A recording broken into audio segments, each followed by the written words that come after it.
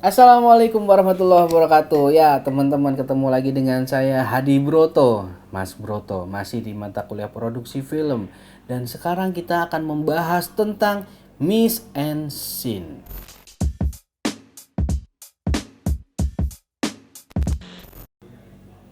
Seperti apa mise en scene?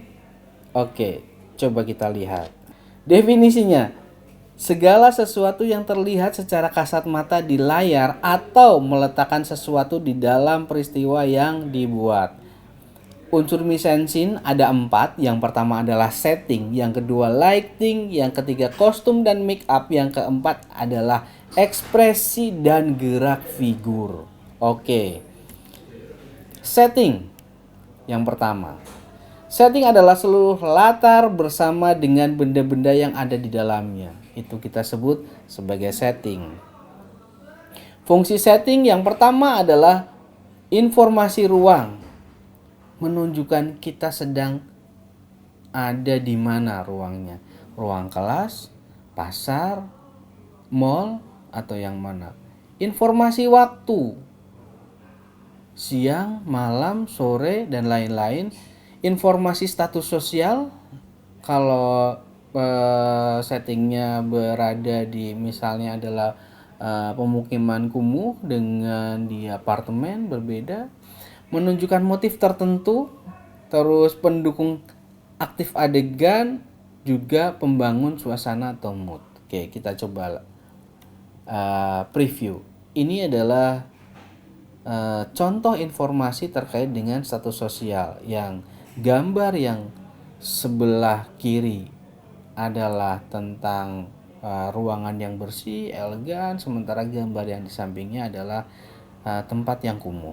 Oke, terus kemudian ini juga menunjukkan sebuah setting, menunjukkan sebuah tempat.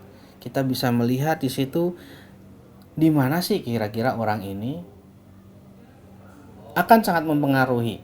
Terus kemudian menunjukkan motif tertentu. Iya, di situ ada sebuah gambar apa ya, kalau kita sebut sebagai sebuah bejana mungkin ya. Terus kemudian ini ada di tepi pantai dengan sebuah batuan-batuan besar yang terlihat dari tepi pantai, menunjukkan motif tertentu. Terus kemudian adalah membangun suasana atau mood. Di situ terlihat gedungnya angker, menakutkan, yang satunya cantik, elegan, tapi juga tidak ada orang. Oke, terus kemudian pendukung aktif adegan ada di atas pohon, ada terjepit di tengah-tengah tembok, mendukung adegan yang aktif. Oke, terus kemudian jenis-jenis setting. Yang pertama adalah setting ada di studio. Bisa di-create, bisa diciptakan di dalam studio, mau dibikin seperti apa. Misalnya studio itu bisa dibikin menjadi sebuah tempat tidur, bisa menjadi sebuah rumah sakit, dan lain-lain. Terus kemudian jenis-jenis setting, set on location. Gambarnya seperti itu, teman-teman bisa lihat. Ada yang di padang rumput, ada yang di barak, semacam seperti itu ya. Menunjukkan lokasinya, tempatnya di mana. Oke. Terus masih dengan jenis-jenis setting tadi, ini yang menunjukkan tempatnya ada di sekolah, ada di atas puncak gunung, ada yang sedang di pinggiran kota. Oke. Terus kemudian selanjutnya ada virtual setting. Virtual setting penampakannya bisa seperti ini. Teman-teman bisa lihat di situ contoh dari virtual setting. Terus ini juga gambar yang di atas menunjukkan aslinya, gambar di bawahnya terus kemudian dirubah. Setelah dirubah gambarnya jadinya seperti yang di bawah.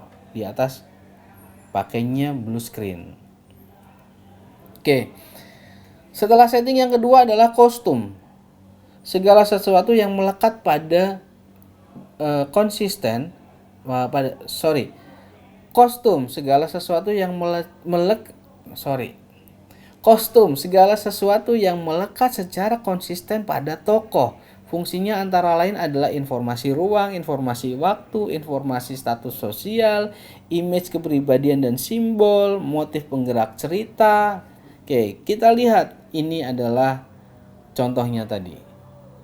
Hampir sama, mempunyai maksud dan tujuan yang berbeda. Oke, ini sampel-sampelnya ya, teman-teman bisa sambil dilihat. Kostum menunjukkan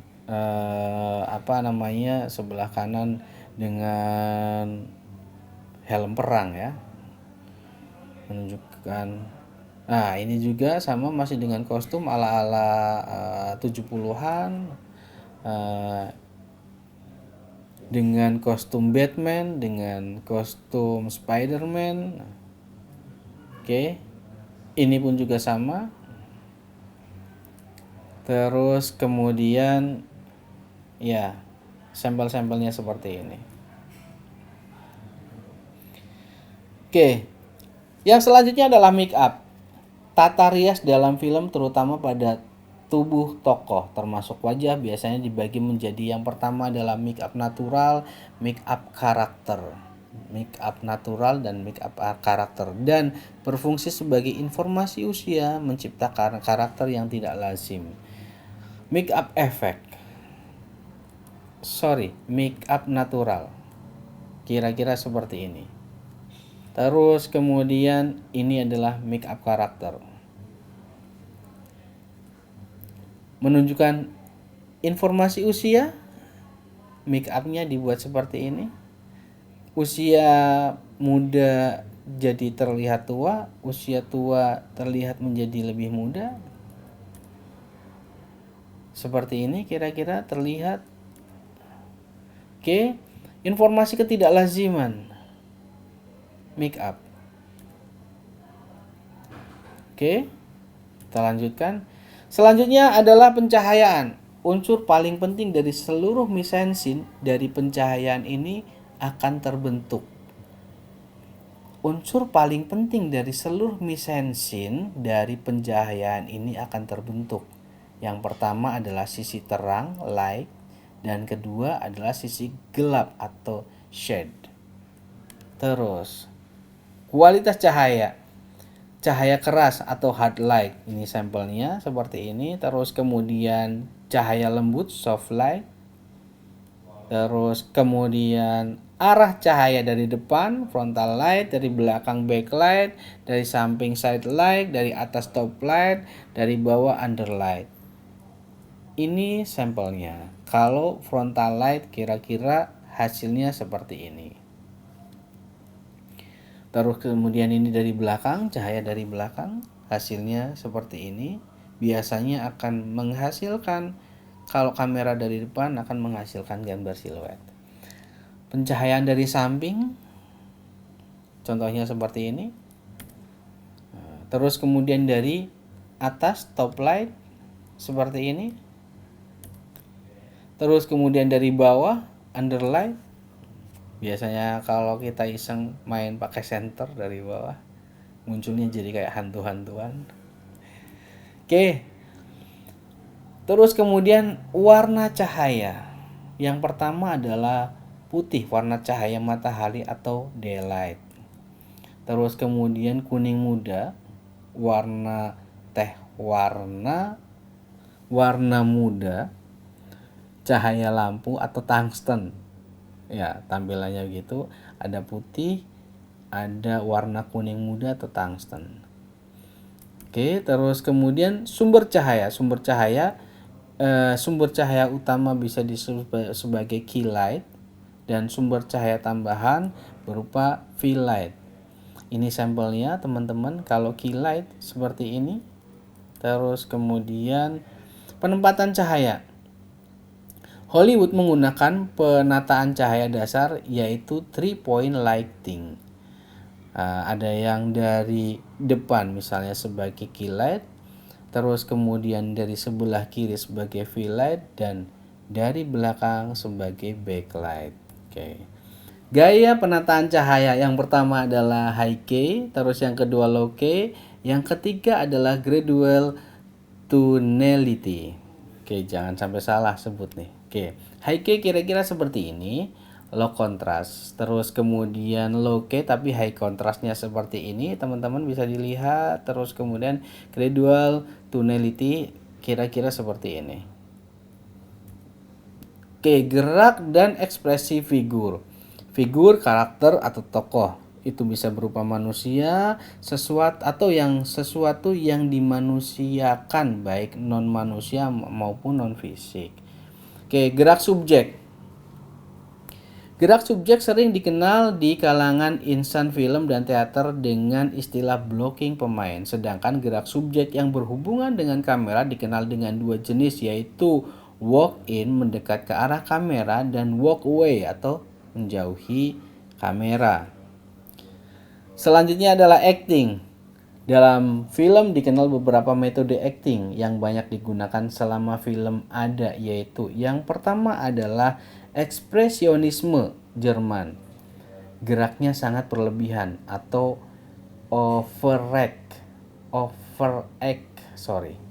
Gaya tahun 1930-an sampai 60-an, geraknya dan dialognya cenderung formal. Yang ketiga alamiah atau natural, gerak dan dialog seperti dalam kehidupan sehari-hari. Oke, teman-teman, itu terkait dengan mise en scène.